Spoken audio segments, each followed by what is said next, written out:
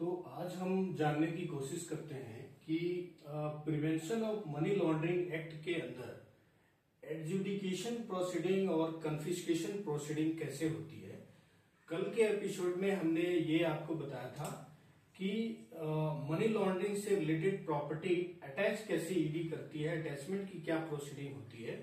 तो अटैचमेंट की प्रोसीडिंग के बाद आता है adjudication proceeding and confiscation proceeding. तो इसके बारे में हम जानने की कोशिश करते हैं। तो एडजुडिकेशन का मतलब होता है टू डिसाइड ए केस और रिजॉल्व ए डिस्प्यूट। तो ईडी ने पहले प्रॉपर्टी अटैच कर दी, ये बिलीव करते हुए कि ये प्रॉपर्टी मनी लॉन्ड्रिंग से रिलेटेड है। तो ये एक डिस्प्यूट खड़ा हो गया। अब इस डिस्प्यूट को रिजॉल्व कौन करेगा? तो एडजुडिकेटिंग अथॉरिटी करेगी। उसके लिए एडजुडिकेशन प्रोसीडिंग चलना जरूरी है। और जब एडजुडिकेशन प्रोसीडिंग कंप्लीट हो जाएगी तो उसके बाद वो प्रॉपर्टी अगर मनी लॉन्ड्रिंग से में इन्वॉल्व है तो उसको कन्फिस्केट किया जाएगा, यानी जब्त कर लिया जाएगा। तो ये पूरा प्रोसेस समझते हैं। इसमें पीएमएलए का सेक्शन 8, 9 एंड 10 ये तीनों सेक्शन हम ज्वाइंटली पढ़ेंगे आज, और ये पूरा प्रोसेस समझने की कोशिश करते हैं। तो देखिए, ईडी ने प्रॉपर्टी को पहले अटैच कर दिया सेक्शन 5 में, जो मैंने आपको कल बताया था। और ईडी जब प्रॉपर्टी अटैच करती है तो सेक्शन 5 के सबसेक्शन 5 में अटैचमेंट ऑर्डर के 30 दिन के अंदर जाके उसको कोर्ट में, जो पीएमएलए की जो स्पेशल कोर्ट होती है, उसमें कंप्लेंट फाइल करना होता है। तो ईडी ने यहां पे प्रॉपर्टी अटैच करने के बाद कंप्लेंट फाइल कर दिया किसको? एडजुडिकेशन अथॉरिटी को। और सिमिलरली सेक्शन 17 में ईडी के पास पावर है सर्च एंड सीजर का, search and seizure of any premises and property. तो जब वहां पे सर्च एंड सीजर करती है और किसी प्रॉपर्टी को सीज कर देती है, उसके बाद भी ईडी की ड्यूटी है सब सेक्शन 4 ऑफ सेक्शन 17 में कि वो 30 दिन के अंदर एडजुडिकेटिंग अथॉरिटी को एप्लीकेशन फाइल करे टू कंफर्म कि ये जो हमने सीजर किया है ये सही है या नहीं है। उसी तरीके से सेक्शन 18 में ईडी के पास पावर है वो किसी पर्सन को सर्च करने का। 17 में पावर है प्रीमाइसेज एंड प्रॉपर्टी को सर्च करने का। 18 में ईडी को पावर है किसी पर्सन, मतलब किसी की बॉडी को सर्च करने का पावर है। वहां भी जब बॉडी सर्च करती है ईडी और उसको कोई ऐसी रिकॉर्ड या प्रॉपर्टी या कोई सीक्रेट या इंफॉर्मेशन मिलता है जिसको सीज करती है, तो वहां पे भी सब सेक्शन 10 में ईडी की ड्यूटी है कि 30 दिन के अंदर वो एप्लीकेशन फाइल करे एडजुडिकेटिंग अथॉरिटी को टू कंफर्म कि जो हमने सीज किया है वो सही है या नहीं है। तो एडजुडिकेशन कहने का मतलब है कि एडजुडिकेटिंग अथॉरिटी एडजुडिकेशन प्रोसेस कब स्टार्ट करेगी, उसके 3 ट्रिगर पॉइंट है। पहला, सेक्शन 5 में जब ईडी कंप्लेंट फाइल करे अटैचमेंट के बाद, और सेक्शन 17 और 18 में जब ईडी एप्लीकेशन फाइल करे। क्यों फाइल कर रही है ये जानने की कोशिश कर रही है ईडी। एडजुडिकेटिंग अथॉरिटी से ये कंफर्म करवाना चाहती है कि जो हमने अटैच किया है प्रॉपर्टी, या जो हमने प्रॉपर्टी या पर्सन को सीज किया है या किसी भी रिकॉर्ड इंफॉर्मेशन को सीज किया है, वो हमारा एक्शन जायज है या नहीं है। तो यहां से एडजुडिकेशन प्रोसेस शुरू होता है। जैसे ही ईडी एडजुडिकेशन अथॉरिटी के पास कंप्लेन या एप्लीकेशन आएगी, एडजुडिकेशन प्रोसेस विल स्टार्ट। अब ये तो पहला स्टेप हो गया। अब नेक्स्ट स्टेप क्या है? जब उसके पास कंप्लेन या एप्लीकेशन आ गई तो एडजुडिकेटिंग अथॉरिटी उस ऑर्डर और उस एविडेंस और जो मटेरियल इंफॉर्मेशन जो ईडी ने दिया है एडजुडिकेटिंग अथॉरिटी को, उसके बेस पे अगर अथॉरिटी को लगता है कि इसमें मनी लॉन्ड्रिंग इन्वॉल्व है, तो वो एक्यूज्ड को सो कॉज नोटिस इशू करेगी मिनिमम 30 डेज का। सो कॉज नोटिस क्यों इशू करेगी? क्योंकि उस पर्सन को ये राइट है ये जानने का कि जो मेरी प्रॉपर्टी अटैच हुई है या जो मेरी प्रॉपर्टी सीज हुई है, उसको अपना राइट है प्रेजेंट करने का, अपने केस को प्रेजेंट करने का। तो ये सो कॉज नोटिस एक्यूज को इशू करेगी। और मान लीजिए एक्यूज कोई बेनामी प्रॉपर्टी होल्ड कर रहा है, मतलब उसका बेनिफिशियल और एक्चुअल ओनर कोई और है, तो ये सो कॉज नोटिस उस बेनिफिशियल या एक्चुअल ओनर को भी इशू की जाएगी। और अगर ये प्रॉपर्टी कोई ज्वाइंटली होल्ड कर रहे हैं तो वो सारे ओनर्स को ये सो कॉज नोटिस इशू की जाएगी, and they all have to present their case before the adjudicating authority.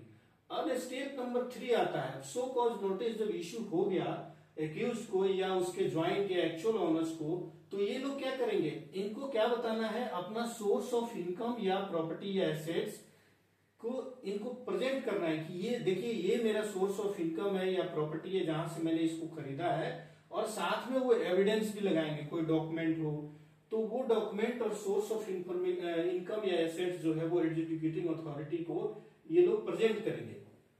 उसके बाद स्टेप नंबर 4 में ये सारे सबूत और जो भी इंफॉर्मेशन एडजुडिकेटिंग अथॉरिटी के पास आए हैं, तो एडजुडिकेटिंग अथॉरिटी दोनों पार्टी को यानी ईडी को और एक्यूज्ड को सुनेगी और ये डिटरमाइन करेगी कि ये जो अटैचमेंट या सीजर हुआ था वो सही है या नहीं है। अब आता है स्टेप नंबर 5। अगर एडजुडिकेटिंग अथॉरिटी को लगता है कि वाकई में यहाँ पे मनी लॉन्ड्रिंग इन्वॉल्व थी, तो एडजुडिकेटिंग अथॉरिटी इस अटैचमेंट या सीजर या कोई प्रॉपर्टी को फ्रीज किया गया है उसको कंफर्म करेगी। अगर ये कंफर्म कर देती है तो ये कंफर्मेशन ऑर्डर 365 दिन के लिए वैलिड रहेगा या अंटिल ट्रायल कंक्लूजन। ट्रायल कहाँ होगी, स्पेशल कोर्ट में होगी। तो 365 दिन के लिए ये कंफर्मेशन ऑर्डर एडजुडिकेटिंग अथॉरिटी जो कंफर्मेशन ऑर्डर दे रही है कि हाँ आपने जो अटैचमेंट या सीजर या फ्रीज किया है वो आपका एक्शन सही था, तो ये जो ऑर्डर है वो 365 दिन के लिए वैलिड रहेगी या until trial at special court concludes which ever is earlier. अगर स्पेशल कोर्ट पहले ही कंक्लूड कर देती है तो ये कंफर्मेशन ऑर्डर जाहिर सी बात है कि उसकी वैलिडिटी खत्म हो जाएगी।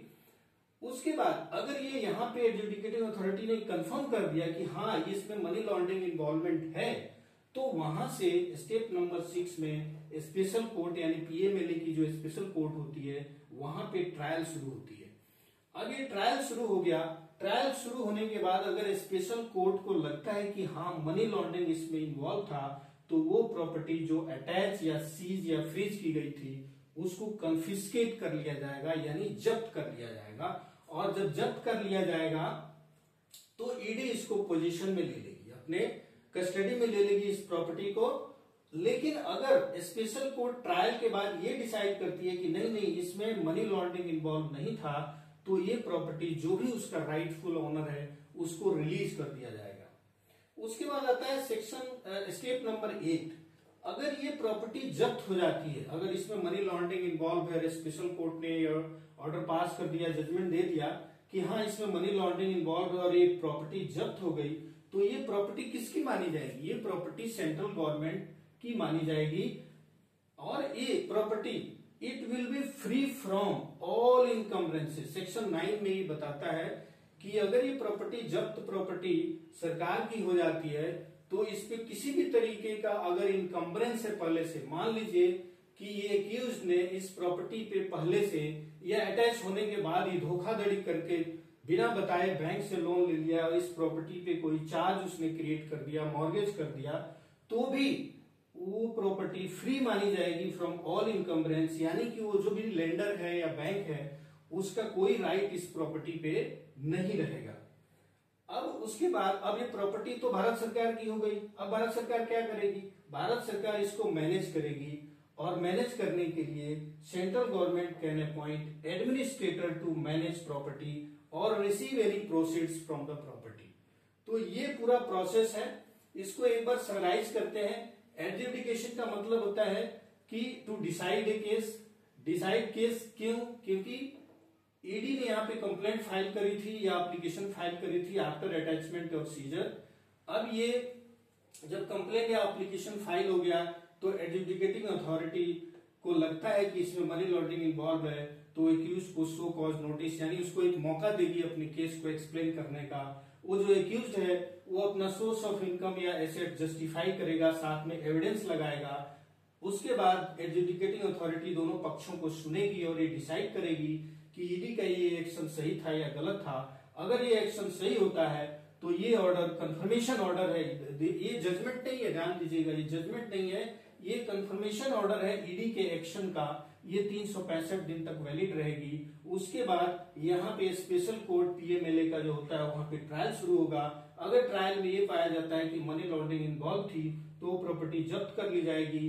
अगर मनी लॉन्ड्रिंग इन्वॉल्व नहीं है तो वो भी जो उसका राइटफुल ऑनर है उसको रिलीज कर दिया जाएगा। और अगर जब्त की जाती है तो ये प्रॉपर्टी भारत सरकार की हो जाएगी। It will be free from all encumbrances. और भारत सरकार की होने के बाद भारत सरकार इसको क्या करेगी, इसको मैनेज करने के लिए एडमिनिस्ट्रेटर अपॉइंट करेगी। तो आई होप कि ये पूरा प्रोसेस आपको समझ में आ